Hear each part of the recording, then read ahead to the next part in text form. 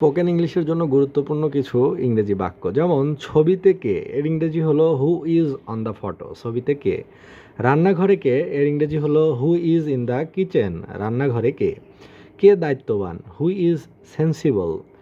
কে অস্থির বা কে আবেগতাড়িত, who is impulsive, আবেগতাড়িতর ইংরেজি হলো ইম্পালসিভ, মানে ঝোঁকপ্রবণ বা আবেগপ্রবণ, তাকে বলে ইম্পালসিভ। আর সেন্সিবল শব্দের অর্থ কে বেশি দায়িত্ববান।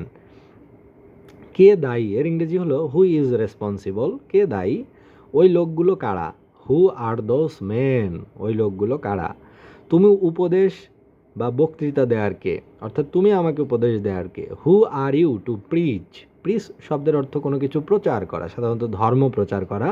তো এখানে হু আর ইউ টু প্রিচ মানে তুমি কেন আমাকে নীতি কথা শোনাচ্ছ। তোমার সবচেয়ে প্রিয় মানুষকে এর ইংরেজি হলো who is your favourite person, তোমার সবচেয়ে প্রিয় মানুষকে। তো তোমরা কোন দলে, বা তো তুমি কার সাথে, মানে তুমি কার সাথে আছো, তুমি কাকে সাপোর্ট করছো, এর ইংরেজি হলো so who are you with, তুমি কার সাথে। তোমাদের মধ্যে আকাশকে এর ইংরেজি হলো who is Akash amongst you, অর্থাৎ তোমাদের মাঝে আকাশকে। এই বাচ্চার নিকট আত্মীয়কে, অর্থাৎ এই বাচ্চার সবচেয়ে কাছের আত্মীয়কে, who is the child's closest relative, কে এই বাচ্চার সবচেয়ে আপনজন। কালো টুপি পরা ওই মহিলাকে, who is the woman in the black hat, ওই কালো টুপি পরা মহিলাটি কে। পেনিসিলিয়ামের আবিষ্কারককে, who is the inventor of penicillin.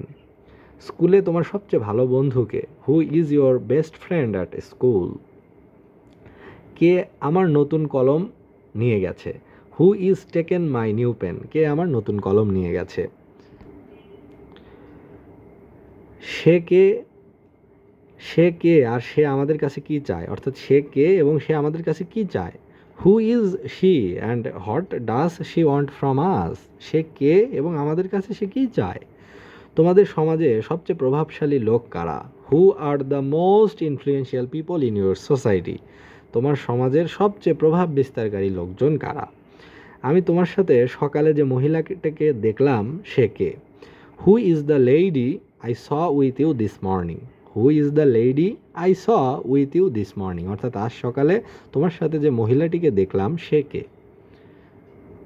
তো এই অংশটুকু পড়া হলো ম্যাজিকটা স্পোকেন ইংলিশ বইটি থেকে।